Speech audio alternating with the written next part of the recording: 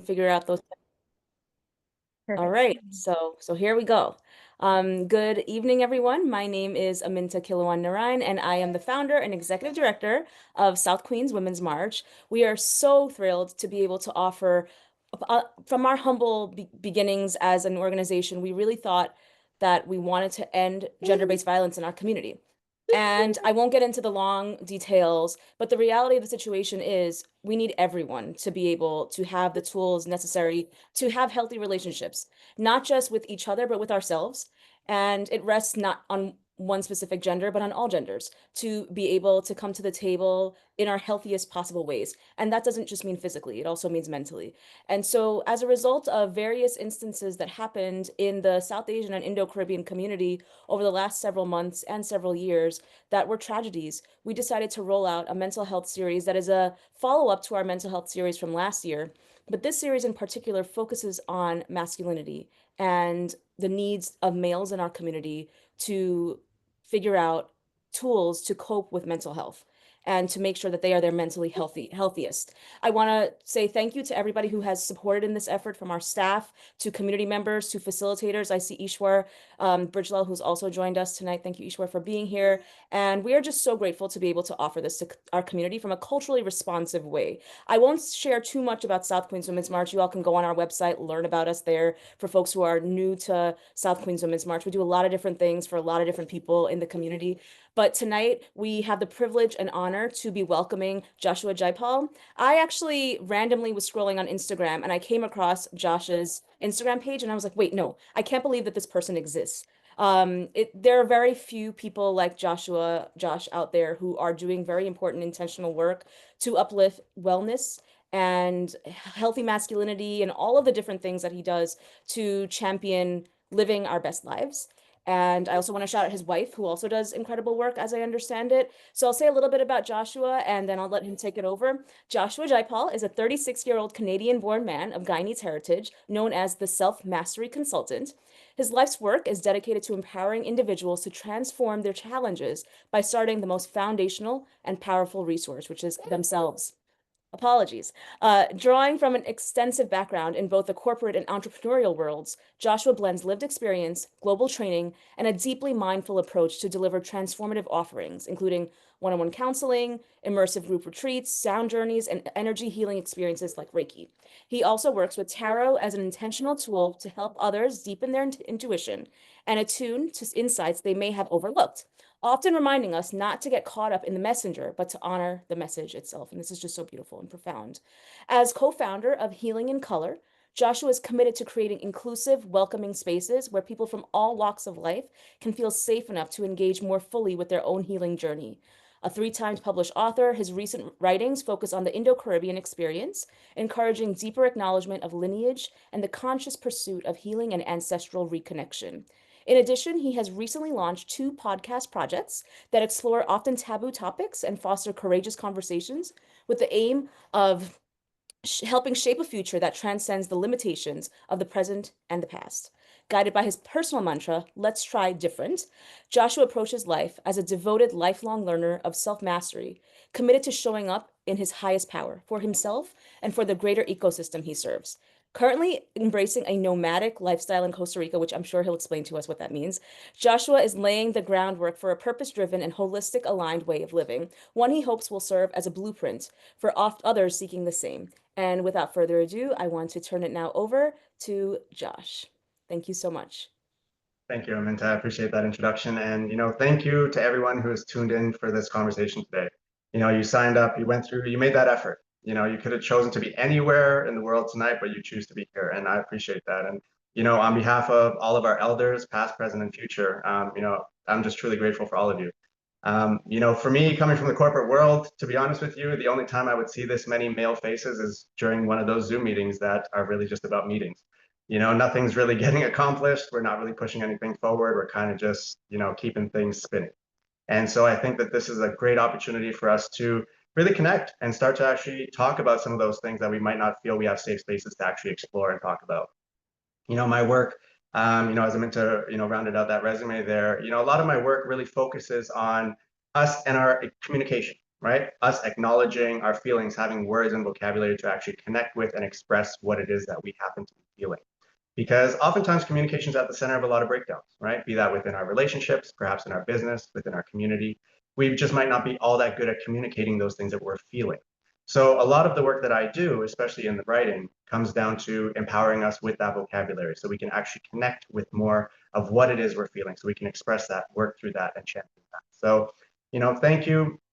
This is going to be a session that I really hope you all see yourself in.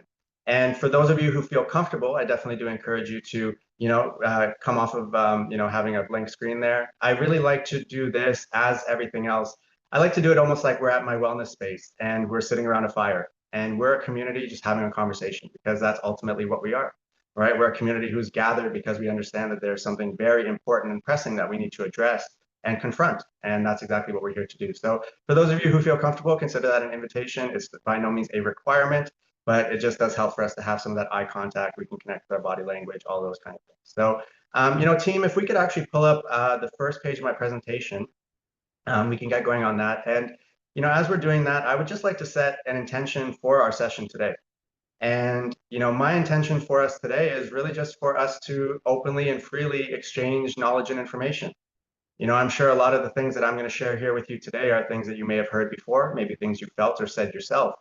And, this being a container for more of us to really connect and explore those things, I think is really going to be powerful. So I do encourage that participation in here.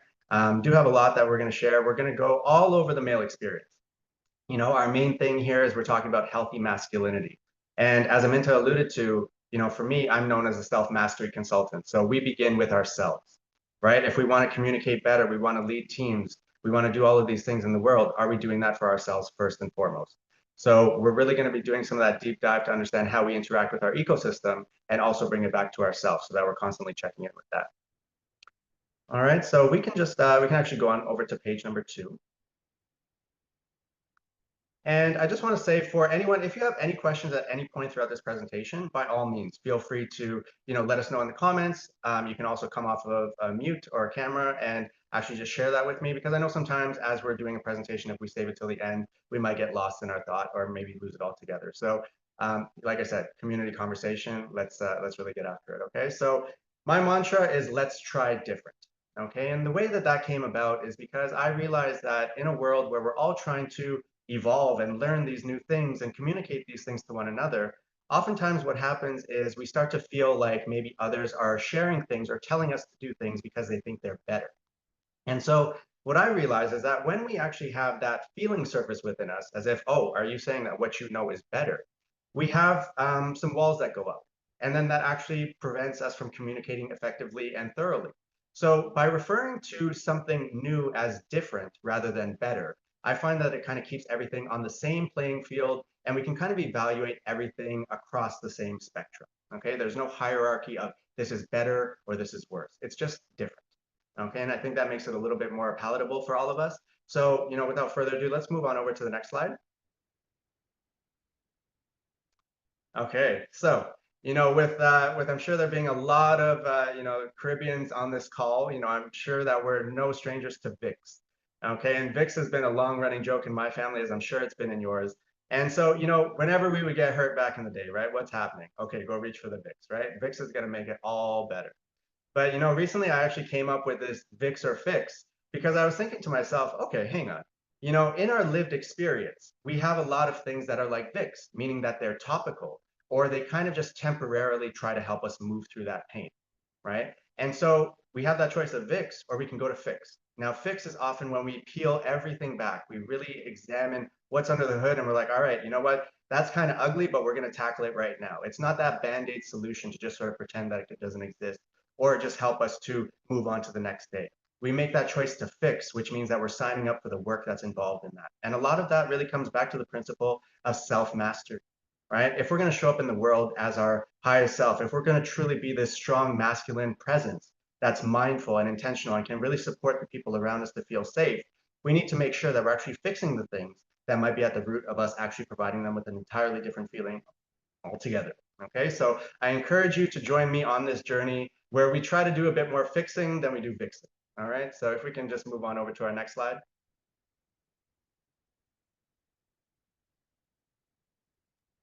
Sorry, it's taking some time to load. Let's see. You can put some Vicks on it. Yeah. Here we go. All right, so just as an overview, so that everyone has an idea of where we're going today, all right, this is our agenda. So I'm going to share with you a little bit of why I'm here, okay, and why the South Queens Women's March reached out to me, the different things that we're really trying to champion today. We're going to move on into murder-suicides. We're also going to talk about suicides by Caribbean men, okay, and then we're going to talk about being aware of mental health, okay, so some things that we can look out for, some things that are sort of indicating to us that it might be a little bit more in front of us, and we're just not picking up on it. Okay, so we're going to really explore that a little bit, and I have a very powerful thing to show you when we're doing that segment. We're then going to move on to some outdated concepts that are really keeping us as men stuck. Okay, and it's stuck not only in very dated ideas, but also very incorrect ideas. Okay, there's a lot of things that we as men, I find, build our identity around that actually don't hold much weight. Okay, and we're going to explore a couple of those things when we get to that section. We're then going to move into a discussion around vulnerability as strength. Okay, oftentimes as men, historically, we've looked at vulnerability as weakness.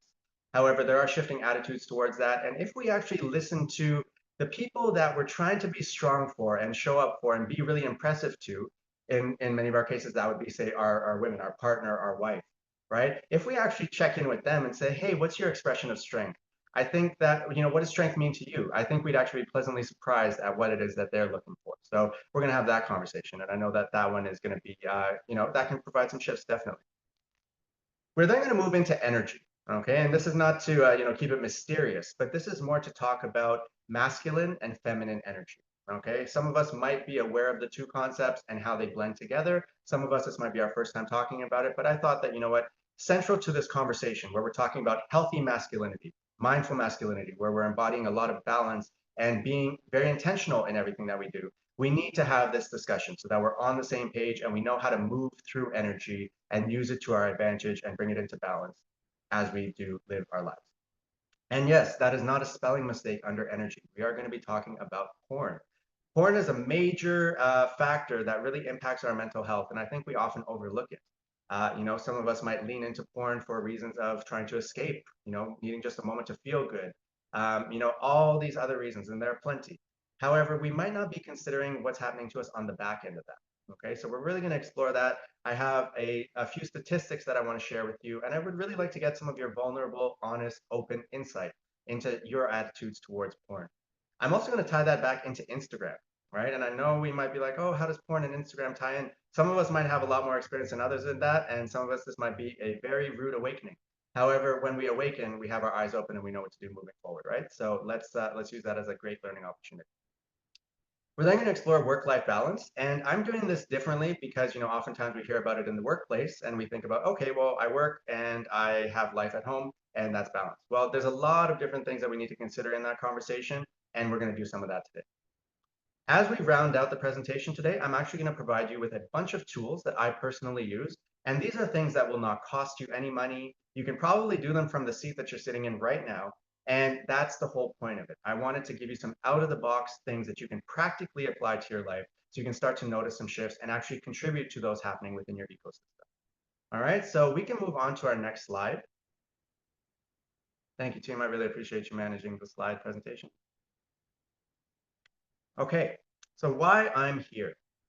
Now, it's interesting because I'm actually from Toronto, Ontario, Canada, and we actually have a Richmond Hill over there as well. That was actually just down the street from where I live. So, to hear that there was a Richmond Hill, New York, that was quite surprising to me. And then to also be invited to talk to you about this community, that was really special. So I got tapped by the South Queens Women's March to really talk about some of the things that have been going on in the community as of late.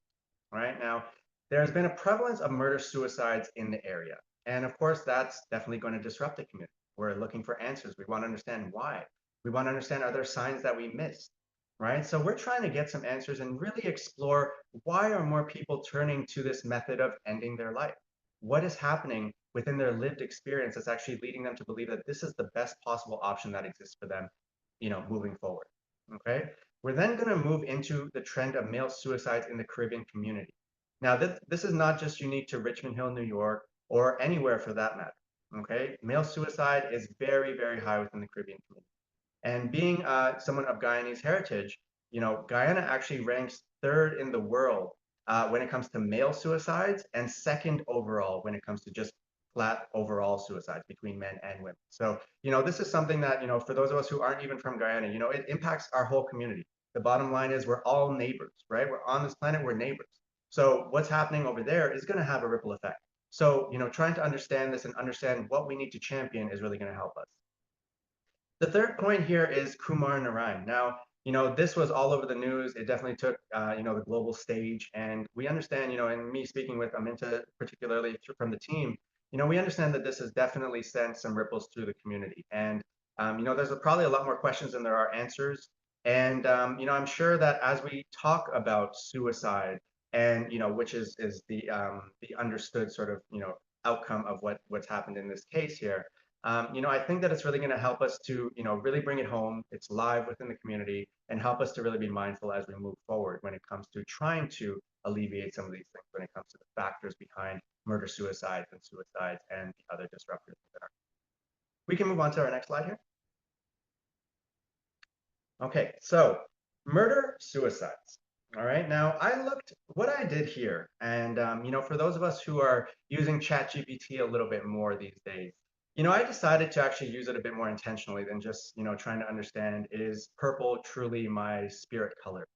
I wanted to really dive deep. So as I'm trying to get an understanding of what's happening in the Richmond Hill, New York community, I actually, I tapped ChatGPT and I said, hey, tell me about what's happening here. Why would our community be particularly susceptible to these things happening? And it actually provided me with some insight and direction around what's happening and what might actually be the underlying causes of some of what's being experienced within the community. All right, now our first one here ties into intimate partner violence and cultural power dynamics. Okay, so this is violence that's happening behind closed doors, where people on the street aren't necessarily hearing, where we have codes of silence oftentimes within a household. You better not communicate that to the outside world, otherwise it's going to be much worse for you next time, right? That often happens. And what's at the root of this, right? There's a lot of things, right? And we're not going to cover all of that in a 1.5 hour session. However, if we think about something that's probably impacted several of us from the Caribbean community, let's tie it back to indentureship. Let's think about what that experience did to us as a people. And let's think about how intentionally we've actually tried to work through that trauma, right? Chances are many of us have not spoken about it. I know personally in my family, it's not something that anyone really wants to talk about. It's like they almost pretend that it didn't happen, right? So what happens here is that we have these things that get coded in our DNA, these behaviors that we've witnessed, right? So what's happening here, this is one of the, and I very sarcastically say one of the gifts of indentureship, is that now what it's done is it's shifted attitudes, and now the people who have actually been on the receiving end of it are doling it out to other people, right? So when we think about outdated attitudes towards ownership and control, like I as a man have control over my wife, for example, right? That, because everyone is evolving, society attitudes are changing, every couple is unique, right? That might not actually fly these days, right? And that's going to cause conflict within the relationship.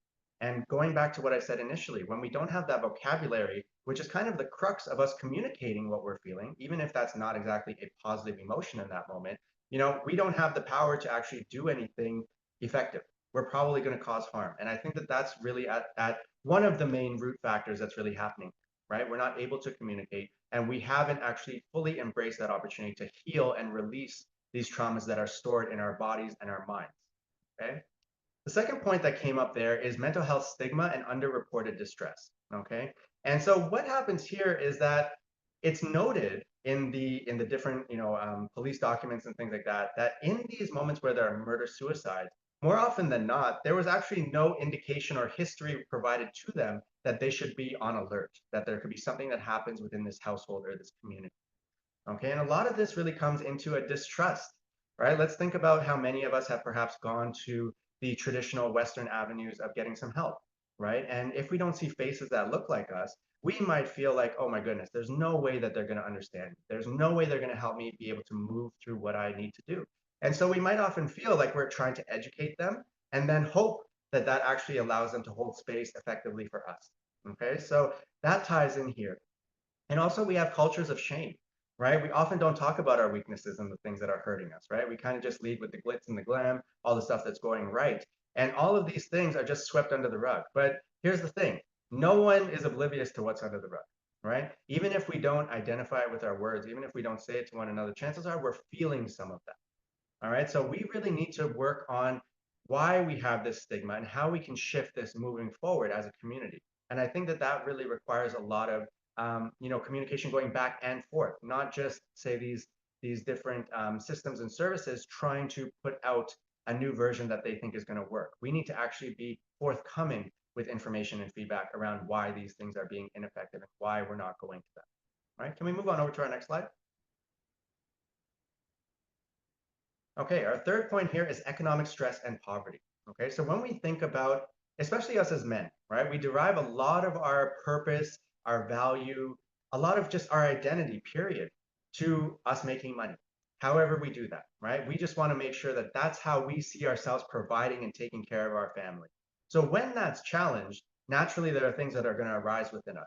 Now, if we add all the other things like that lack of vocabulary, some of that unhealed trauma, right? All of those things, say we mix just those three things together. Now we have a pretty nasty cocktail, right? That's probably just going to create a lot of frustration because now, on top of being unemployed and feeling like we're directionless and we're not contributing to our families, now chances are we're going to be trying to find ways to help us forget that we're feeling that way, right? So now with our even further limited funds, we might not now be going to different things to numb ourselves, like say alcohol and drugs, perhaps certain services that we procure from people who work on the streets and things like that.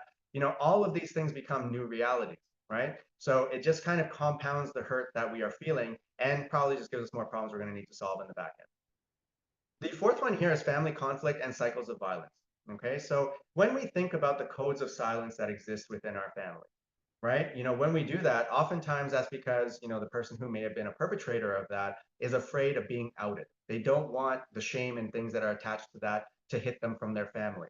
Okay. But here's the thing. We got to start talking about these things, right? We got to start actually interrupting these patterns and these habits and cycles because if we don't, they're just going to keep going as they have, right? We need to be able to actually have the vocabulary. We need to identify the different places that we can go if we feel we need to escape for something safer, right? We need to do all of these things. So the only way we're going to do it is if we actually confront the fact that it's happening, right? We can't just live in denial of the fact that, yeah, you know what, there's say some discord going on at home. Let's actually step into it. Let's actually face that, right? Part of this healthy masculine energy is that we face things head on. It's not that we come to it with all the solutions at first, but the bottom line is that we need to show up and say, hey, you know what? All right, I was wrong for doing that. Or yes, I do identify that we have some of these things here that are leading us down the wrong path. We need to talk about that. And that includes if you yourself are the perpetrator, right? This is about mindful masculinity. This is about us showing up in our strength and being that safe masculine presence and energy for those around us. And when others don't feel safe around us, we're not doing our job properly, plain and simple. Can we move on over to our next slide? Okay, so what are the proposed solutions that can help when it comes to actually setting this trend in the opposite direction? Now, one of the solutions that's proposed is community-based outreach and education. So, kudos to South Queens Women's March because you do a lot of that, right? That's exactly what we're here for tonight. This is about outreach and education, right? That's what we're here to do. And thank you all to everyone who signed up and showed up tonight because you're saying, I am willing to listen. And that's something that has pushed us ahead further than perhaps previous generations. So already, kudos to you and thank you. I really appreciate you showing up. Okay, second solution here is culturally competent services. Now, to me, this kind of goes into what I was explaining before. Sometimes we go to different practitioners and they aren't exactly all that qualified to support us. And it's not that they don't have the degrees and all that kind of stuff. It's more about the awareness, right? The awareness of what our lived experience is actually like, right? So I'm so grateful to see more people who look like me being in service to our community in a variety of different ways, right? So now we really can't, dig our heels in on, oh, you know what, there's nothing out there for me. Are we looking, right? Because these things are not just going to fall from the sky. Chances are that, that Indo-Caribbean firm that's just starting up right now, they might not have the huge marketing budget to end up in your email just by chance or send you a postcard letting you know that they're around the corner now, right? We're all really trying to work super hard to make our services available. So let's do our part as the recipients of said services to actually go out there and look for them and support them and give them a try, right? Because that's how we're going to actually embrace different, is if we try different, right? So we need to be proactive about this. Third one here that's suggested is strengthening reporting options. Now, regardless of the different circumstances, like say a murder, suicide, the things that lead up to that, there's often this hesitancy, especially by community, the Caribbean community, community of color, when it comes to reporting, because we just quite simply don't trust the system, right? We've been burned by it in one way, shape, or form. And so we don't trust it to look out for our best interest, even when we're feeding it that information.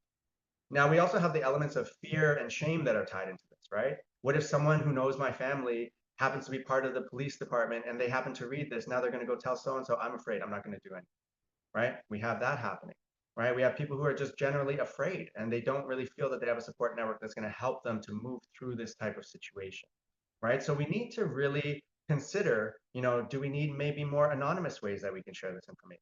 Is this just a matter of seeing more people who look like us and help us to feel safe when it comes to the intake of this information?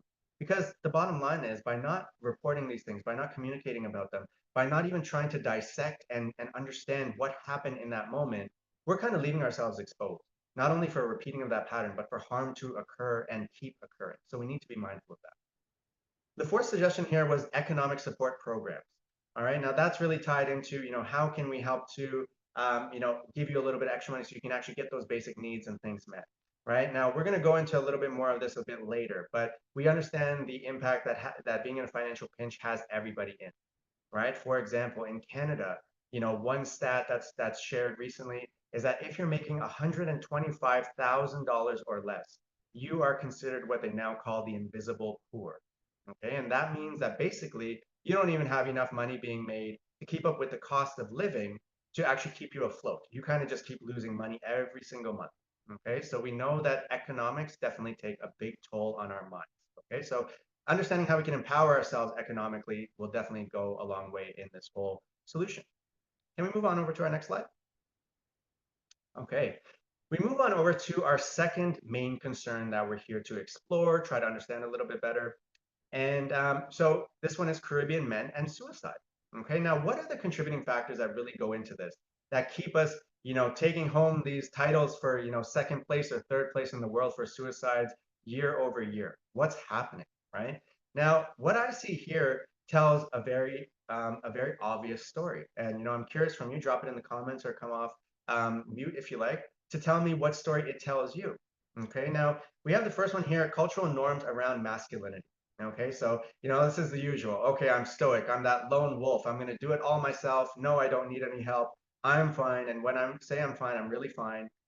All of that, right? We don't think that we can necessarily go to someone for help. We might think that, oh no, now if I go and I ask you for help, now we're on a credit system and now I owe you, right? Sometimes we do that. And so that's why it's really important for us to get in touch with what we're feeling so we know how to communicate what we're feeling. And then we can better identify those safe spaces where we'll be more likely to be received well so we can actually work through those things, right? Now, there's no glory in us thinking we can do it all ourselves. And we're going to explore this as a very common thread all throughout our presentation. But, I just want to say it, just in case no one's heard it recently. You can't do it all yourself, and that's not exactly embodying healthy, mindful masculinity. The second one here is socioeconomic stress. So we did talk about this with the previous example, one of the factors leading into murder-suicide, right? We do have the job insecurity, which is greater than ever, it feels like, right? No one is sure what the future of them working and earning a living is, right? And what does that do to us? That sends us into that spiral over our lack of purpose, self-worth, the financial pressure to succeed and do all the things that we need to do, right? Some of us might be parents, we've got to, pay off maybe some student loans, we've got a mortgage, house payments, car payments, all these different things. And it's like, oh my goodness, how am I going to do this? Right now, I know personally, despite, having been very fortunate in the different ways that I've made money and all those kind of things, to still feel this sense of, oh my gosh, I can't make enough fast enough. Okay, and I know what that can do to people, especially when you get to these thresholds where you imagine, okay, I've hit this pinnacle. I should be good from here on out. And all of a sudden it's like, nope, inflation has different ideas for you. Okay. We move on over to the third one, which is family and relationship strain. Okay. Now, this is especially prevalent in the community, in the Caribbean community, the Black community, us having these absent fathers or perhaps these family breakdowns that lead to families not being in just one home anymore. Right. So what this does is this creates these gaps that those who are still present feel the pressure to now also make up for. right? So now, for example, the mom who's still there with the child, they're doing mom duty, they're doing dad duty, they're trying to be a person and understand their own purpose, they're trying to get it all done. And you know what? There's not enough hours in the day, right? So, with us having these different home settings where, we're remarried, or maybe it's just one parent, something like that. We actually have a lot of this strain because now there's a burden that used to be shared, but it's no longer that way, right? Four is a lack of resources that feel safe. So oftentimes, finances right now for a lot of people, regardless of your geographic location, we often feel like we don't have petty cash, right? So petty cash, like for things like, hey, you know what, paid all the bills, I'm going to go out for a movie tonight or something like that. We don't necessarily feel like we have that cash anymore. So let alone having to pay out of pocket for, say, mental health services, that can feel like a great burden that we don't have the money for. We can barely provide food to put on the table. How am I going to now hand out this expense of, say, $100 for a session, right? So we kind of get, put into this cycle of, okay, I guess I don't have enough, and we stay stuck, right? It comes down to, again, a mistrust of the system. A lot of us, even though there might be resources that are accessible to us, we might not trust that it'll actually be in service to us, right? And hey, there's some of that. Even when you do all your healing and all that kind of thing, you might still have mistrust of things. And hey, that might be your discernment trying to alert you to something, your intuition telling you, okay, maybe this one is not okay to trust, but maybe this one is. But the bottom line is we need to work through if we just have a general sense of mistrust on things so that we can actually free ourselves from some of it. We have historical and intergenerational trauma. So as we've touched on, with indentureship, we have legacies of being colonized, right? And a lot of us haven't really separated the experiences, right? Like for example, being Guyanese, I'm like, oh man, I can't wait to get my caramel bar from Charlie's West Indian store, right? But then it's like, oh, hang on, what's the origin of this chocolate? Oh, okay, and then we start to have these opportunities where it's like, oh, is it okay for me to take pride in this? Is it okay for me to enjoy that? So, there's all of these things that as we do this deep dive that helps us to heal, it also helps us to rewire what our identity is. And that can actually be quite murky. It can be hard to do that. And it might be a very extensive process, right? Which can be a lot to handle if you don't feel like you have support around you, okay? Can we move on over to our next slide?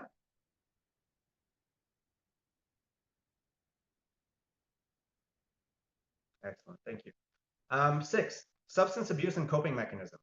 Now, I'm sure rum is not, something that's a stranger to many households of ours. Drinking is something that's been prevalent in my family for as long as I can remember. And it's not every member, but, we do have certain parts of the family where, we do lean into that. And that's part of how we get together and celebrate and rejoice in certain things, right? Now, alcohol and drugs, like everything, they can, if you use it in moderation, that's one thing and all that. But, some of us choose to actually be free from those things.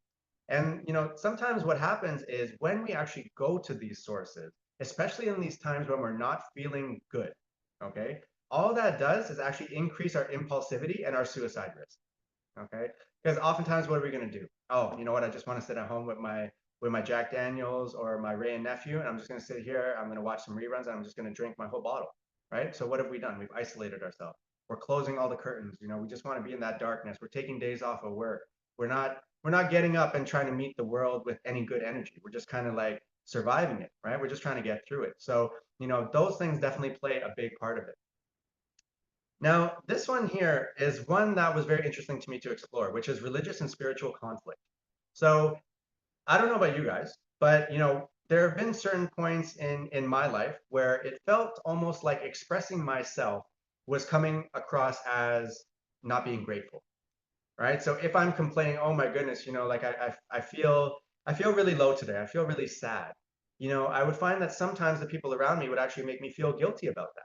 They'd be like, oh, what do you have to feel sad about? And we do this whole comparison thing. And yes, that's great and all that, but sometimes that's not what we need to hear. Sometimes we just need to hear, I hear you. And what can I do to help? And, I also went through something like that. Stuff like that. You know what I mean? We don't need to be coming at one another because chances are we're all going through something similar at one point or another in our life. So, at times when we actually do come and reach out for help, it's seen as a sin, essentially, right? And instead of a cry for help. So now we just retreat further into ourselves and it's like, okay, well, you know what? I've been made to feel this way now. This doesn't feel like a safe space. I guess I'll just keep it to myself. We move on over to number 8, which is high rates of violence and exposure to death. Okay, so when we think about our communities and we think about historically, what have we locked into our body within our DNA from what our ancestors have witnessed and been a part of and been at the hands of, right? We have a lot of these things that have actually happened, right? We do have, we do have a lot of this within our body. We have seen a lot of death and harm and hurt and pain, right? So all of these things kind of make us numb to it a little bit, right? We almost think that that's normal when that's actually not the case. Okay. Number 9 is migration and identity crisis. So when we think about coming to a new place, what happens there? We're trying to assimilate. We're trying to understand how much of my identity from my old place can I keep with me and how much has to be new. And so when we come to these new places, as we're trying to get our footing, we might feel alienated. We might feel all alone. We might feel like we're actually experiencing racism on top of all these other things that are happening. And what is that going to do? Chances are it's just going to tap into all of those feelings within us if we haven't actually started to work on them and implement some personal practices that support us. It's probably just going to feed into all of that negativity, right? So we need to be very mindful that that's one of those things that could happen. Can we move on over to our next slide? Excellent. So the proposed solutions, things that can help when it comes to actually turning the trend of suicide in the other direction. Okay.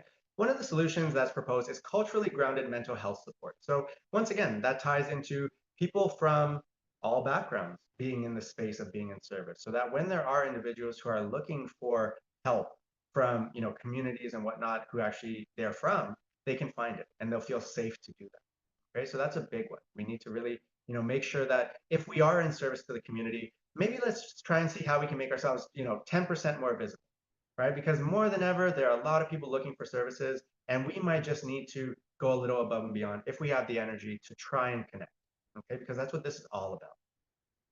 Point number 2 is male-led peer support groups.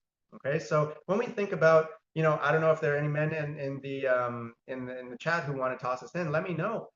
Are you familiar with any of the male-led peer support groups around you? Be that some guys who are maybe holding a drumming circle every now and then, or maybe they have a gathering every couple of weeks, and it's like, hey, just want to get a bunch of guys together. Let's have a pizza together. Let's go out and do some bowling. Anything like that, right? I find that the visibility of this is something we also need to make sure that we're getting out there. And a gentle nudge and invitation to all the males on this call. If you feel that you want to really, support some of your brothers within the community, right? You don't have to have some extensive background to do it, right? You could have a space and you could have an open heart and just the intention of wanting to be in service and hold space for them, right? And say, hey guys, you know what? I'm looking for community as well. Why don't we maybe have a little gathering and let's see how this goes, right? Being together makes a huge difference. Us having a space where we can open up and talk makes such a huge difference. Okay, and this is one of the beautiful things that I really got to see as we had a Healing in Color in Canada, where men would gather for our retreats and things like that, and they would come in and we have a whole day planned for them, and we're sitting in circle, we're talking, and they actually asked me, hey Josh, I know you planned out the rest of the day, but can we actually scrap that 5 hours and just sit here and talk? Right? I think more of us, we're looking for this. And so once again, we need to be proactive. And for those of us who feel called to lead and really step up in our community, I encourage you to really act on that. Third is redefining masculinity narratives. Okay, and I think that the next few slides are really going to give us a chance to explore some of those and probably leave some of them behind. We need to be mindful of the advice that we're passing down to one another and the next generation. I feel that in my work, in my lived experience and observation just of day-to-day life, we as men tend to pass down some less than optimal advice to one another from generation to generation. And we're not changing too much of it. We're not examining it, putting it under the microscope and saying, you know what, we actually got that one a little bit wrong. Let's tweak that, and this is how it's actually going to benefit us.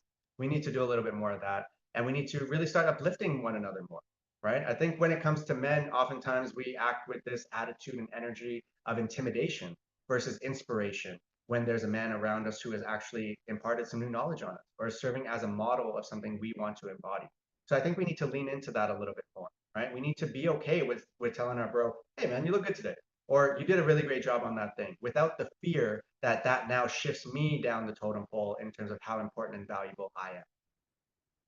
The fourth one is spiritual and emotional literacy education. And in talking with the South Queens Women's March team, they were sharing about emotional intelligence and how that's been a very intentional effort to, put that knowledge out there and have dialogue going around. It's super important, and that helps us when it comes to our vocabulary and ability to express ourselves. So I do encourage more of us to really tap into that. And don't be afraid of expanding your vocabulary, right? You don't necessarily have to go and be like, all right, dictionary, what do you have for me today? It could be through reading, right? Reading is a great way for us to expand our vocabulary very naturally, and we could be doing something that we choose. The final one here is public and mental health campaigns to reduce stigma. So much like what we're doing today, this is kind of a campaign, right? We're talking about how this is not something to be ashamed of, how vulnerability might be the way forward, how mindful, intentional, healthy masculinity can look moving forward, right? We're doing all of those things. So kudos to you. You're already part of the solution and part of the change. Can we move on over to our next slide? All right, now, I don't know if you guys want to show any love in the comments or anything like that, but, are there any Big Sean or Nipsey Hussle fans who are on this call today? And do you know this song, Deep Reference? Let's give you the guys like 10 seconds there. Now, Nipsey Hussle and Big Sean, two of my favorite artists. And when I heard this song for the first time, I felt like it was speaking to my soul. Okay, and I just picked out a little excerpt here. And, I really just hope that you take a moment to see how this lands for you. Rohan, yeah, Nipsey, nice, yeah. All right, so here's the part that I picked out for you. Damn, I realized all my setbacks were inside of me. In high school, I learned chemistry, biology, but not how to cope with anxiety, or how I could feel like I'm by myself on an island with depression on all sides of me. Damn. So, for me, I thought about that, and it's like, you know what? I'm thinking back I'm thinking back to public school. I'm thinking back to junior high. I'm thinking back to high school. And I kid you not, the only thing that I can possibly remember from any of those things with absolute accuracy is that the mitochondria is the powerhouse of the cell. Okay. And I've never used that once in my life. It has done absolutely nothing for me. So, when I think about this really speaks to the fact that many of us are feeling like we're going through life without the skills and know-how of how to navigate life, right? We need to understand how to be emotionally intelligent, not for other people per se. Yes, there'll be secondary beneficiaries of that, but for ourselves. So I can identify in those moments when I really just wanted to sit in the bathroom and eat my lunch there, and not be around anybody. I could understand, oh, hey, did I have a little bit of, anxiety or depression mixed in there? What's going on with me, right? Empowering ourselves with some of this knowledge and these tools and things to be aware of are what's going to help us to actually build some of those skills so that we can master ourselves. And so we can show up in that safe, masculine, mindful energy that more of us are trying to cultivate and bring to the world. Can we move on over to our next slide?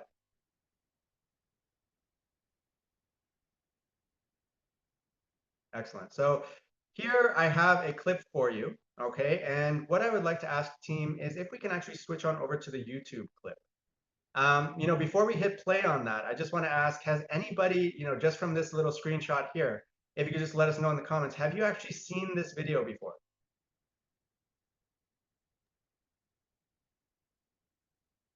Now, I'm going to be incredibly vulnerable with you, okay? The first time I saw this commercial, which I want to say was maybe a year or two ago, it made me cry, okay?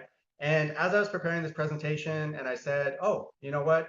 This is really resonating and I think it's going to be something that these guys never forget.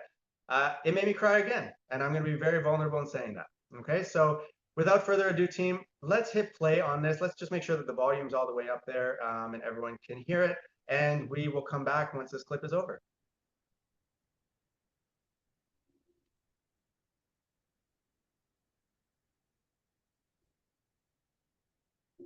All right, how you doing? You good?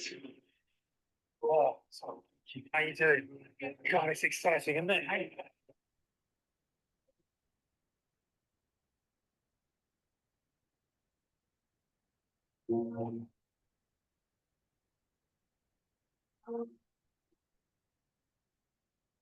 So, as the week.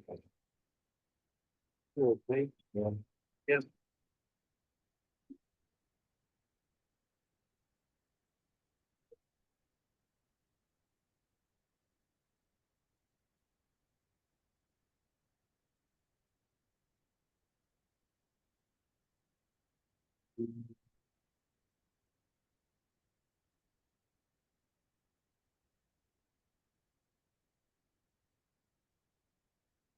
Yeah, so no problem.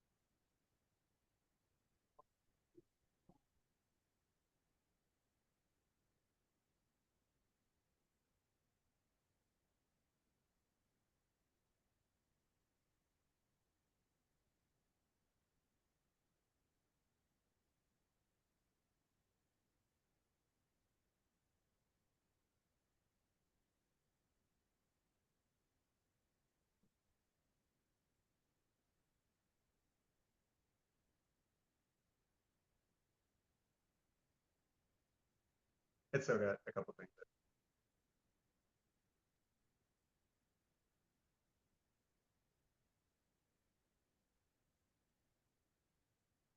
All right, we're good on that. And if we can just go on back to our presentation.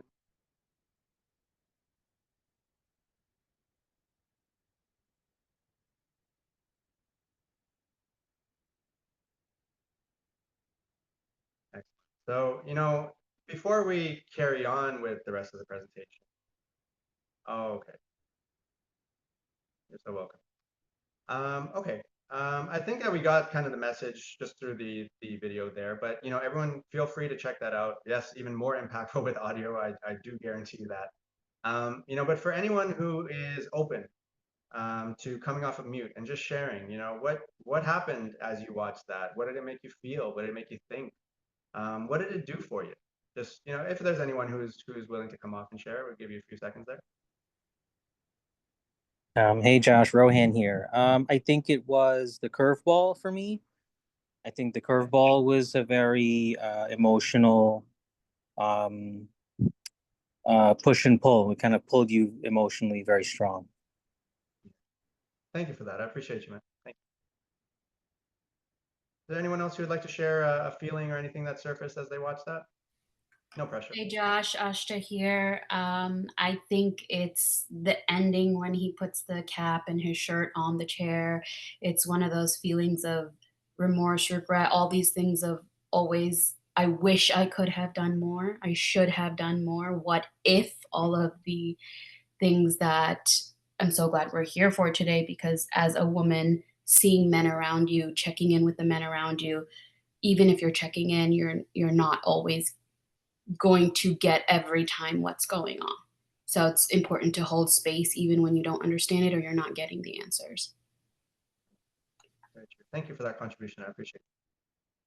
Well, everyone, I'm definitely here to hear how that made you feel. I think that what really, for me, I think what really strikes me every single time I see this is that I've been both people. I've been the guy on the left and I've been the guy on the right. And that's pretty scary. I don't count myself as probably the only person here, but I've had people I've lost to suicide. And, some people, it seemed like there was, big glaring lights like, yeah, probably high risk. And then others, it's just like, you got to be kidding. So I just wanted that to be an opportunity for us to see that even though things might optically present a certain way, that might not be the actual truth of it. Okay. And I think that that's a general theme when it comes to the portrayal of masculinity. So, I just want us to have that takeaway from that. If we can move on to our next slide. Okay, now here I have a little exercise for us to do. Okay, now we don't need to grab pen and paper right now, but here's the idea. Okay, so what we have here is a circle, and it's actually 6 circles that are within one another. So this idea is something that through my research, I saw was done, and it's a connector. So here's what we're going to do. I have these 6 questions, and there are 6 rings in this circle. So you don't have to, for example, I'm going to ask you, I'm going to say, I have felt depressed before. Now, if you resonate with that, what I want you to do is just be mindful, okay, I'm moving in 1 ring now. Okay? Now, say I say the second one, I have felt not enough before. Say you've never felt that. Okay? You can just stay in that same circle. So you know you've only moved 1 in. Now, say number 3, you're like, oh yeah, that's definitely me. What I want you to do is move forward in 1 ring. Okay? So what we're doing is after you've actually answered these 6 questions, see how many times you moved into that ring. Okay, so the questions are, I have felt depressed before. Second one, I have felt not enough before. Move in or stay the same spot. Number 3, I've contemplated suicide before. Stay the same or move. 4, I sometimes feel like I don't deserve happiness. Stay the same or move. 5, I feel like life is moving so fast, I can't be as present as I'd like to be. Move or stay the same. 6, I often feel like a black sheep. Move or stay the same. Now, if you could all just quickly share your number in the comments. just so we can all have a bit of a visual. You don't need to say, hey, I gave an answer to this and this and this. It's just your number. How many times, based on these 6 questions, would you have moved more inward to the center of the circle?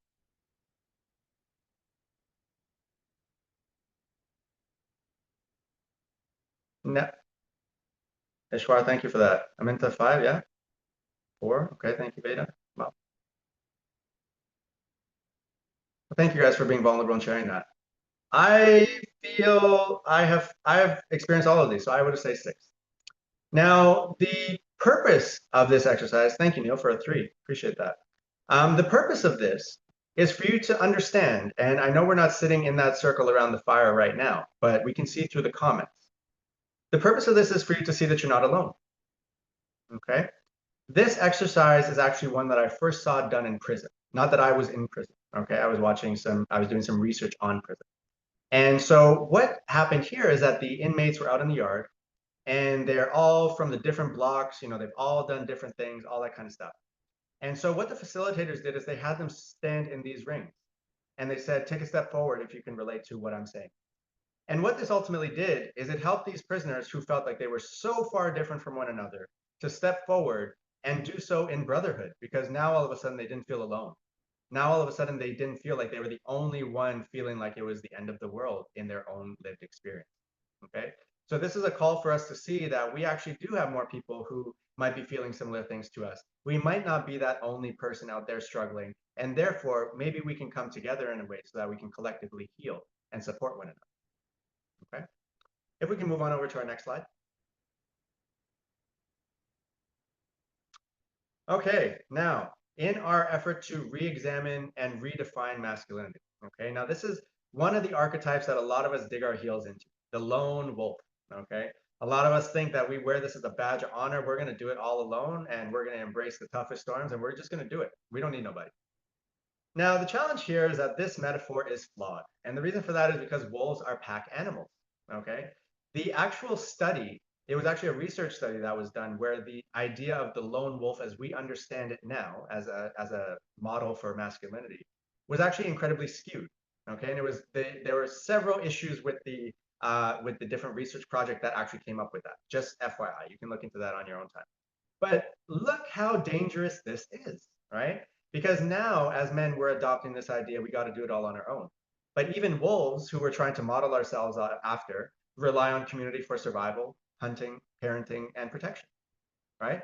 The lone wolf is often this individual within the pack who's left behind or is just simply not helping the pack to move forward, right? So it's more about them being a liability instead of an asset. Whereas we as men often frame ourselves as an asset in being the lone wolf. Okay, so let's think about that, because I think that one is one we're going to need to sit with a little bit and really unpack, because I think a lot of us dig into this, whether subconsciously or very intentionally. Now, the cost of holding on too tight to this lone wolf archetype that is incredibly dated and not based in fact whatsoever is that we, again, feed into the male suicides, right? We give more energy to substance abuse and isolation and feeling disconnected, right? We lean into more of those things that are going to numb us so that we simply don't feel because we don't feel like we're allowed to feel, okay? We have trouble forming and maintaining close relationships. So we're not able to really build a pack because we just think that we are a pack of one. Right? So I think we can check that one off as outdated. Can we move on over to our next slide? Be a man. Okay, now a lot of us, yes, we have Russell Peters in our head who's saying that over and over again, but it obviously stems from somewhere before that. Okay, so I want to encourage you to think about what is meant when it's said, right? So if I was to go and for whatever reason, this is the energy I wanted to give to somebody, and I say be a man, what is it that I mean when I say that? Right? I encourage you to also think, everyone on this call, think about it. If you've ever uttered this statement to a man before, what have you meant when you've said it to them? What are you hoping that it evokes within them? What response are you hoping comes out? Are you thinking you're being helpful? Are you thinking you're doing harm? What do you think? What have you felt when you've been on the receiving end of this statement? Now, personally, I don't recall ever telling someone to be a man, but being on the receiving end of be a man really challenges a lot of my identity. And it's like, oh, I thought that's what I was doing.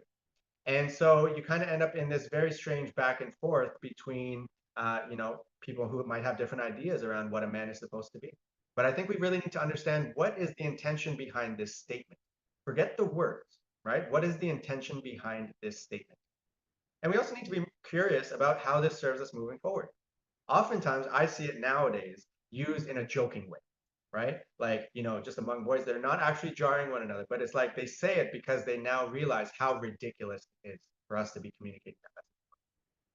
So one way that I reworked this that I thought was a little bit more helpful is this last point that we see on this slide here, which is be a human, right? So we put a small h and a u in front of men, right? And as we consider what it means to be a healthy masculine energy and presence, what we understand is that there's balance. We understand that we tap into our masculine and feminine energy. We understand that there's a time and a place for a lot of different things, right? So by being holistic in our approach to life, we're not limiting our experience to just those that are considered perhaps male energy or female energy, right? We're giving ourselves to experience the whole thing together, which is how your life is supposed to be experienced, right? We're supposed to tap into these energies and understand how they lead in a given scenario within our life. So I truly feel that we can check this one off as outdated as well. Can we move on over to our next slide? And thank you for the time, heads up team. I appreciate that. Now, one consideration that we need to make here is vulnerability and whether that's strength or weakness. Okay. Now, it's always interesting to bring this one up in a circle because it's always a different outcome, right? What is vulnerability? If anyone wants to drop what their idea of it is in the comments, feel free to. But to me, vulnerability is being so confident within yourself that you actually you feel free to not have to hide any parts of yourself. You're that confident. You love yourself and appreciate yourself and know yourself that much that you don't need to hide parts of yourself. Rohan, yeah, I like that. Being able to know that mistakes are okay. Absolutely, man. That's absolutely it. And as we do this exercise, I encourage us to really also connect with what is strength, right? How are we defining that, right? And do we perhaps need to revise that? I also want to encourage you to go inward and think about what is weak about vulnerability. Because I find that we often need a disruptor, someone who actually holds this up to the person who's uttering it, saying perhaps that vulnerability is a sign of weakness, to ask them to explain themselves. And then all of a sudden, that house of cards falls. They don't know how to explain themselves. They don't have vocabulary for it. Their own prejudice and just sort of notion that they accepted without testing in real life and saying, hey, we actually need to tweak this, it all goes up in smoke. Right? And what more beautiful thing could that be, right? We have an opportunity there where we had a learning opportunity together, right? And we're embracing more vulnerability. A final consideration here for you is I want you to think about, what do men tell or show you about vulnerability? And, for me, for a lot of my life, what I've seen from the example of men around me is that vulnerability, yeah, it's a sign of weakness. You don't do it. Even if you can pick up on the energy of this person, you can see that they look so exhausted and tired and just at their limit. They just won't say the words and they think that exempts them from being seen. Well, not the case, right? I think the biggest surprise in all of that is that the people who know us best often feel it and they often understand when we're holding things back. I also want you to think about the contrast in what women tell and show us about vulnerability when we compare that to what men show and tell us about vulnerability. I find that oftentimes the strength that women are looking for in their men is actually vulnerability. And I hope that more of us take that to our dinner tables and actually open that up as a full conversation with our partners, because it'll help us to actually move in the right direction, right? It's going to help us to actually understand, oh, you know what? I was putting a lot of energy into actually, upholding this charade, and I don't need to. And oh, you know what? I was feeling all those things, but I didn't think I could tell my wife about it. And you know what? Her hearing it, it's not that she's going to lose confidence in me, but she's going to see that I'm strong enough and confident enough to actually share this. Can we move on over to our next slide, team? Okay, now masculine and feminine energy. Now, since I can't see most of your faces, I just want to say this of what I've observed in my lived experience and in working with people so far. When the conversation around masculine and feminine energy comes up, there tend to be a lot of questions. So if you have questions, please drop them in the comments. We will get to them. I know we're not getting to them in real time, but we will get to them. And so I wanted to make sure we had some time to focus on this. Okay. Now, masculine energy when we think about that, say we are to split all the different types of activities and actions that we could do down the middle, and we are to say what is masculine, what's feminine, okay? Some key, factors that we typically use to associate these things is about doing and direction, action control, clarity, focus, okay? And going outward, as in say we're building a beautiful thing for the rest of the world, okay? Feminine energy is often associated with our being and feeling present and open, okay? Our intuition. So this is more cyclical and nurturing. And the difference in direction of where our energy is going is inward, okay? So, for those of us on this call, I would love to know if anyone feels that they only purely 100% embody one of these, at any point in their life. And I want to save you a few keystrokes because you would be wrong if you said yes to 100% of one of them. And the reason for that is because as humans, we have both of these energies within us, okay? And that is one of the secrets that often holds us back. So if we could switch on over to our next slide. Okay, so let's look at masculine energy and what's typically revered as masculine, okay? So if we think about the icon of the yin yang, this would be the yang, okay? So if we, pinpoint a few of these ideas here, goal-oriented action, okay? Acting with certainty, creating systems, independence, self-reliance, logic, okay? So I think it's pretty clear that the masculine energy is kind of a grounding one, right? It's okay, we've got all the great ideas out there. All right, how do we make it happen? Let's get down and let's do the spreadsheet. Let's do all that kind of stuff, right? That's the masculine energy. We help to bring focus. We help to build the vessels that can actually allow what the feminine energy is creating and bringing to this world. We offer that support and structure and confidence around them as they do that, okay? If we move on over, yes. If we move on over to our next slide, please. Thank you. We move on over to the feminine energy. So that would be the yin part of the yin yang. Okay, so if we look at a few of these, this would be, for example, flow and adaptability. Now, oftentimes when I see men try to flow and just adapt on the fly, we lose our minds, right? It's like this goes against every ounce of my genetic code. I'm not built to do this. We had a plan, we're sticking to the plan. So you can see very clearly a dichotomy there, right?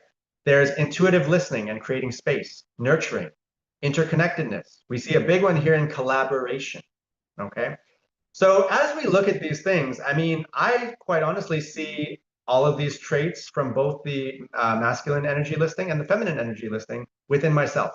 And I truly believe that that's a superpower, all right? There have been points in my life where I tried to just be, raw masculine. And the thing is that led to an imbalance. That led to, sure, I'm embodying some of those things, but I'm missing out on the holistic way that I can show up with my energy and my presence, okay? So I encourage the men on this call and who are watching the recording to really see how you also embody some of these things and that you see that it's okay to embody these things openly, all right? These are things that are actually going to take you further in life and help you to connect with feminine energy, likely your partner, maybe your sisters, your mother, all of those people, because you are understanding it. You're not in rejection of it, right? Oftentimes we as men, I find we reject anything that feels like feminine energy within ourselves because we feel that that's a betrayal to our masculinity. And it's actually not. It's helping us to help both to flourish and live in balance. And we can draw on the strengths of each whenever we happen to meet. Can we move on over to our next slide? Thank you. Okay, we are at porn, okay? And yes, my mother is on this call and we are talking about porn. That is actually happening. All right, so here are some statistics that I wanted to share with you guys, okay? 20 to 30% of men under 40 in the West view porn daily, all right? Obviously, I can't see your faces and I'm not trying to out anybody, but yeah, perhaps we need to hold up a mirror to ourselves as we hear that stat and actually look at what our reaction is. Now, 18 to 29 is the most frequent user age bracket. And when they're using it, that's 3 to 5 times per week. Okay, if we calculate that into hours, that's about 1 to 3 hours weekly for your moderate user. Okay, now I'm hoping that the eyebrows are raising. I do hope they are. But at the same time, I don't know if you'd truly be surprised by it. The highest usage comes from North America, Western Europe, and parts of East Asia. So naturally, that makes me wonder, okay, what is unique to those environments that might be leading people to want to consume this more? Majority is consumed through our phones. That's right, that thing in our pocket that makes it so easy to access everything. It's on our phones now. No one's looking for the 65-inch, curved screen with the HD and the 1080p so that they can watch their stuff. No, we're doing it on our phones, and that makes it that much more dangerous because how covert can we be? We can run off to the bathroom and watch some porn. We can go in our car and watch some porn, right? So all of this stuff is really, it's kind of got like a direct line into our brain, and it's not doing good things for our brain, essentially. It's also been noted that we now have preferences for short content. Okay, so short content being, clips and shareables, like things like that, right? Where it's not these long, 1.5 hour sessions that we're watching. It's short. There's also a very increasing and very alarming, popularity when it comes to AI porn and deepfake porn. Yes, definitely gone are the days of VHS tapes. Deepfake content is where, say, for example, someone takes your face and imposes that on something else, right? That's what that would be. I also wanted to share with you the top categories of porn, and the stats behind that. Now, number one, okay, I'm just going to go 1 to 3. You can see 4 or 5 there. One is hentai, and animation. Okay, so that means animated porn, and that has a 4-year streak of being number 1 in top search categories of porn all over the world. Now, to me, that tells a great story that I think we could make for a great podcast. But that's essentially saying that we are detached from reality and we have no idea what we're doing because now we are trying to get our rocks off to cartoons. That's essentially what we're doing. So now when we are in these very human scenarios, what happens to us? Are we able to perform? Well, a lot of research is showing that with us actually going into more AI and deepfake and animated porn and things like that, more of us, especially younger, are having erectile dysfunction because we can't perform with a real live woman. So, it's really not the risk worth the risk reward, if you will, in my opinion, because at the end of the day, that's 2 seconds, and then now your whole lived experience, you can't function properly. You're not able to connect properly, and it kind of feeds into all the other things that we've been talking about throughout this presentation, right? And so, category number 2 was MILF. So that's mother I would like to F. And then we go to number 3, which is lesbian. Okay, and that's number 1 category for women. So this is just, a little bit of an overview for you. I just wanted you guys to get an understanding because I think that there's a big blind spot when it comes to porn and how much and how prevalent it is, in the male experience. One thing that I found rather interesting, and I kind of rolled my eyes if I'm being honest, is that there's a growing trend of what is called mindful porn. Okay. Now I didn't hit Google to find out what mindful porn is, but I just understand that, now we're trying to make it seem less harmful than it is, and it's actually not that case. Can we move on over to our next slide? Now, yes, I did mention that we are using our phones. That's the main way that we consume our porn now. And in short form content, what a lot of that is actually forms like OnlyFans or Chatterbait. Okay, now for those who don't know what OnlyFans or Chatterbait is, OnlyFans is basically a platform where you can go on there and do anything you want, and people send you money to take your clothes off or do whatever it is you do on it, right? It's basically super wild, wild west. You get paid. A lot of different people, quit their day jobs and go on there and make, 6, 7, 8 figures, all that kind of stuff. Now, what's interesting there is with OnlyFans, basically the model is you pay. So say I sent $5 to this model, and then what happens is because I gave her $5, I can tell her what to do, right? So think about that. Now we're going into control, right? Now, for Chatterbait, very similar story there, right? Your money that you upload there actually gets converted into coins. And then you send certain coin amounts to the model or models who are on the screen. And you say, hey, this is what your threshold for this was. So go do that. I sent this to you. And you can control the different toys and things that they use while they're on this stream. Okay. So that's giving you an idea of how this has evolved, right? Now, yeah, 15-minute, thank you. Now we have to think about what's the reality of what we're watching, right? I think a lot of people they're very confused when it comes to sexual, like they're having sexual encounters in real life now because we are so used to kind of just seeing something on a screen. You do your thing and then you're done. Wham bam, thank you ma'am kind of deal, right? So I think we need to really be mindful of this. And we have to think about what we're chasing when we're watching this porn all the time. Like if I'm watching porn 4 or 5 times a day, well, what is happening? What's the thing that I'm trying to soothe 4 or 5 times a day, right? And yes, there's a physical feeling that happens with this and all that, but it's deeper, right? All these things are deeper. So, also think about what do we end up feeling after we engage with porn. So, with that being said, I would love, team, can we pull up the Instagram clip? And before we hit play, I just want to give a little bit of context to it. Now, for all the men out there, I don't know if you've ever used your explore page on Instagram. Okay, but I don't use mine to search for anything, right? I literally go onto Instagram, I post, I check in on what my people are doing, and I'm off. I don't use the search function. But one day I'm just like, oh, what's this magnifying glass do? And when I went there, I was very surprised at what I found. And this is not the first time that I've screen recorded it, but this is a very recent time. So team, can you just hit play on that and let it run if we can just make sure that we can see that.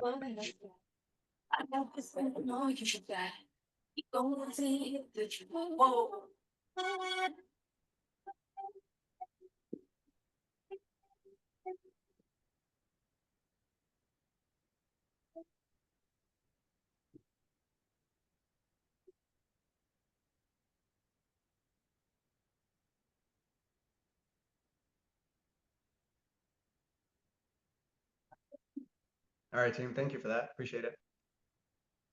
So I'm 36 years old, and a lot of those women look very young, and a lot of those women look very AI generated.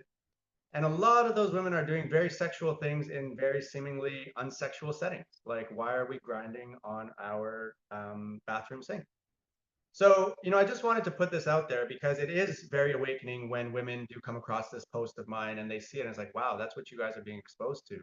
There's a lot of feelings around like our minds are like people are at war with our minds. They're trying to skew our sense of reality and what we ought to pursue and how we feel and our insecurities.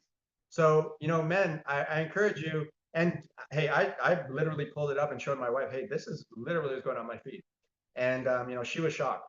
So I encourage you, have an open opportunity with your partner and be like, hey, look, in this webinar I was in, we talked about this. Let's check it out and have a conversation around it, because ultimately we need to start communicating with other men and young men around us who are coming up with this being their new normal to understand that this is not reality. And we need to work harder than ever to really understand how to embody healthy masculinity and how we're going to make this world safe for the feminine energy that's out there as well. Can we move on over to our next slide? Excellent. Now, work-life balance, right? This is something that I think many of us need to revisit. And I'm just going to go through this a little quickly, all right? Because I want to make sure that we get through our whole presentation in time. Now, balance is something that doesn't just happen, okay? It's something that we need to create. And the way that we create that is by actually getting in touch with what it is we want out of our life, right? What are my needs? What are my wants? What are my desires? And am I good at communicating, right? If I just say, oh, I want to be rich. Okay, well, you know what? Depending on who you are, you might believe in the power of the universe, right? And so what I found is if I just simply said, oh, I want to make some money today, the universe will deliver, but it wants to see if I'm going to be incredibly specific about what it is I want, right? So I might make $5 and technically I made money today, right?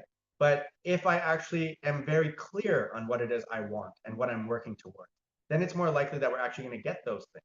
We're going to understand when something is actually in stark contrast to what it is we want. And we can say, hey, sorry, no, not aligned with what I want for myself. And so this is not going to contribute positively to my work-life balance. Another thing that I think I encourage you to do, because I resisted it for a really long time, even though I had a deep knowing, is the mathing, okay? Now take a bill of yours, right? Be it your mortgage, your car payment, whatever it happens to be, and actually sit down and do pencil and paper with that and try and make that math make sense, okay? Now, the reason I encourage you to do this is because before we packed up and sold everything in Canada and decided to live this nomadic lifestyle, we were, I sat with the mortgage stuff and it's just like, I can't believe what's happening here, right? And, looking at the year-end statement, it's like, how on earth do I now need to live more years than at the start of this year to pay for the same house? So it started to be like, oh, well, how many lifetimes do I need to live in order to actually get this house from the bank? So, checking in with the math helps us to understand if we actually need to maybe change directions in certain things to actually afford us more of those things that we're actually looking to have. right? We also need to be mindful of how community, friendships, and our relationship with ourselves factor into our work-life balance, right? These are all key components, and community in itself is a very big topic. I do hope that I can come back and talk to you guys more in depth about community. But when it comes to community, we need to know that we feel safe and supported, and there are people we can reach out to and connect with. These are all very important. So when we don't have this, we often feel isolated and as if life is kind of doom and gloom. There's nothing to look forward to. We have no hope, okay? Setting your intentions is incredibly important. It's a practice I swear by, and it's something as simple as like we set an intention for today, right? Wanted to be in service, wanted to make sure that we can have some of these conversations that we might not have space for other places, right? That's an intention. So just understanding what your goal is before you start working in a given space and giving your energy to it, that goes a long way. Also thinking about your legacy and what you're building and trying to actually live in real time. Checking in with that and making sure that your actions are aligned in that direction is something that's going to help you to actually feel like you have that work-life balance and you're actually thriving. Okay. Last one here, especially for the guys, we got to remember that part of work-life balance is having fun. We need to give ourselves permission to have fun, right? And fun as we define it. We need to, break away from that tendency to always need a productivity measure attached to anything that we're doing, right? Sometimes we just need to go have fun because we want to. I want to go kick the soccer ball with my friends because it's going to make me happy. End of story, right? We don't need to build other reasons into it. So just want to encourage that because that's something that men, we often learn a lot later in life when we finally give ourselves permission to have it. Next slide, please, team. Okay, so now we get into the portion of our presentation where I provide you with some tools that I think are really going to help you to connect more with that healthy, mindful, masculine energy, all right, and help you to move forward in a way that you're going to feel more in the driver's seat of your life, more in pursuit of alignment, okay? So I call this the happiness formula. And the question to you here is, what components do you need in order to feel happy? What's missing, and what's your plan for that? So for example, me at a certain point in my life, what was my personal happiness formula? I want some time to hang out with my friends. I want to make sure that I can go to a restaurant twice a week. I want to make sure I go to the movies. I want to see my girlfriend, and I want to go to the gym 5 times. So say that comprised my happiness formula, right? So now I know when I'm missing one of these things, oh, maybe that's why I'm a little bit out of whack right now. Maybe that's why my energy's off. I know that these things are part of what keep me going and keep me feeling at my highest energy level to show up, right? So I encourage you to develop one of these and really use pen and paper. Don't type it into your phone. Connect with ink or, just really make that impression in paper because it helps you connect with it differently. It truly does. Okay, so design a happiness formula for yourself. Maybe put that in your wallet, your purse, whatever it is, carry it with you and check in with it once a day, right? See how you're really showing up for yourself to ensure that you are experiencing happiness in your day-to-day life. Can we move on over to our next slide? Thank you. Now, this tool here, I really want to help you connect with it because it's something that's made a huge difference in my world. What is the pain in your body telling you, right? Sometimes I've had people in my life who they've had the same shoulder pain for 30 years, right? And nothing's worked, but they're still not necessarily getting themselves more proactive. And hey, what's this trying to show me? What's helping this, right? So let's move on to our next slide. And you're all going to have access to this when this is shared and posted. And the team, I don't know if we want to send this directly to everybody as well, but take a look, okay? This actually breaks down your body, front and back, okay? And this is not about men and women, this is just human body. And what this helps us to identify is when we have certain pain points in our body, what is the root cause of that emotionally, okay? So for example, I know right now that my left forearm on the outer side of it, which would be back of the body, has been giving me some trouble lately, right? So what could that mean? Okay, well, we look at our left side here and we see overextending to prove good enough. Well then, I think that's pretty on par because sometimes you want to do that. You want to show up in new spaces and really show your chops, right? So that's one of the things. Now, as I've gone through this entire listing of different pains that we might feel within our body, I have said, you know what? This would have been a really great tool for me to have in my pocket as I've lived life because it would be giving me a lot of cues about what's actually happening within me. So I encourage you guys to spend some time with this. Even, notice 1 or 2 things within your own body and check in with this chart and see how that stands up. Can we move on over to our next slide, team? Thank you. Now the why ladder. This is one of my favorites. Okay, and this helps us to really connect with the root cause of something.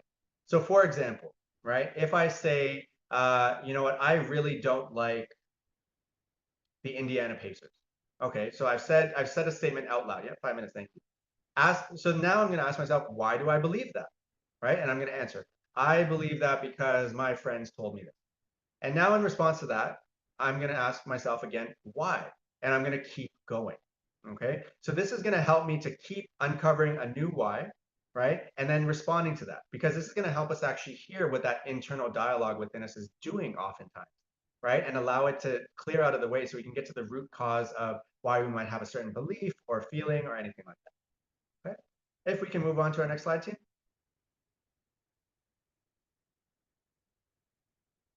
Your breath. Now, I want to encourage you to check in with your breath. Okay, maybe spend a little time, not right in this moment because you're extra attentive to it now, but count how many times you intentionally breathe in and out over the course of, say, a few minutes. Okay, oftentimes we are subconsciously holding our breath, and that in itself can tell us a lot about how we're feeling in our environment, maybe even within our own body. Right, there's a lot of information there. So if we're breathing heavily, if we're taking short breaths, if we're taking long breaths, right? All of these things are indicators. And there are a lot of different breathwork practices that you can engage with. I encourage you to get curious. Okay, go online, you can find several of them and try one out for yourself and notice the difference that increasing the oxygen that goes into your body can actually make. Can we move on to the next slide, team? The scream. Okay, this is one of my favorites and I encourage everyone to try this out.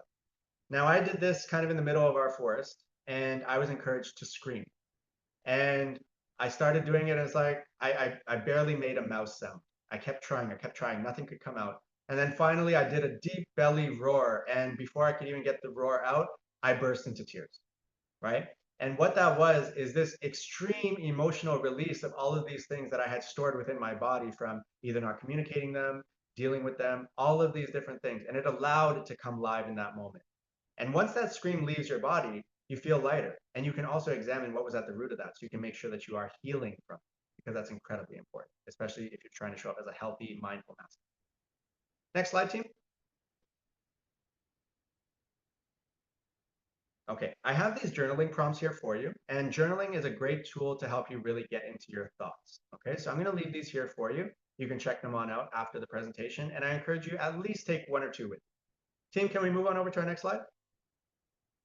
Music. I have here for you some songs that I think would be really valuable for you to listen to, especially if you're trying to embody more of this mindful masculine.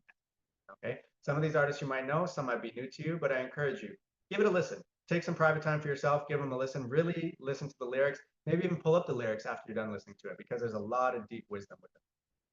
Can we move on over to our next slide? All right, I just want to share with you the different reasons you might want to connect with me after this. Okay, so as was mentioned, Reiki energy healing is great to work on the energy and releasing some of those traumas within your body.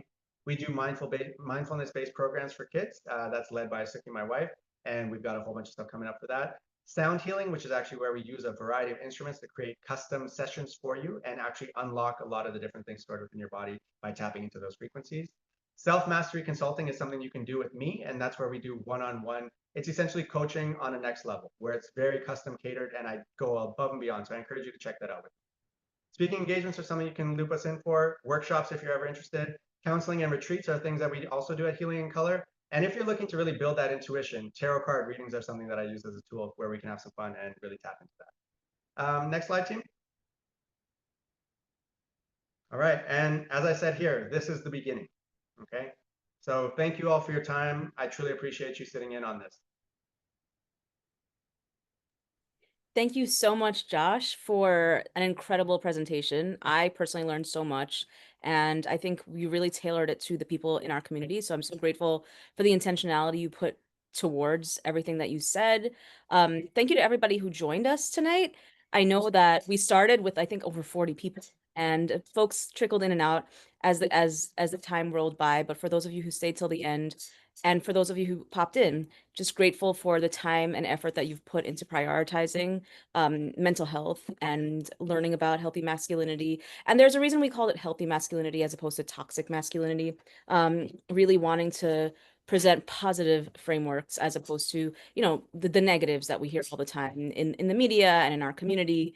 and just trying to build a better world towards collective liberation for all. So with that, thank you once more, and please consider joining another one of our mental health workshops. You can check our website and our Facebook for, my son is like, anyway, he's drumming.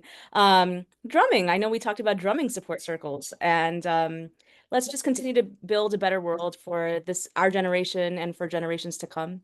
Thank you so much, Josh, once again. Thank you to everybody who joined us, and please stay tuned for more from South Queens Women's March. Take care, everyone. Thank you, everyone. Good night.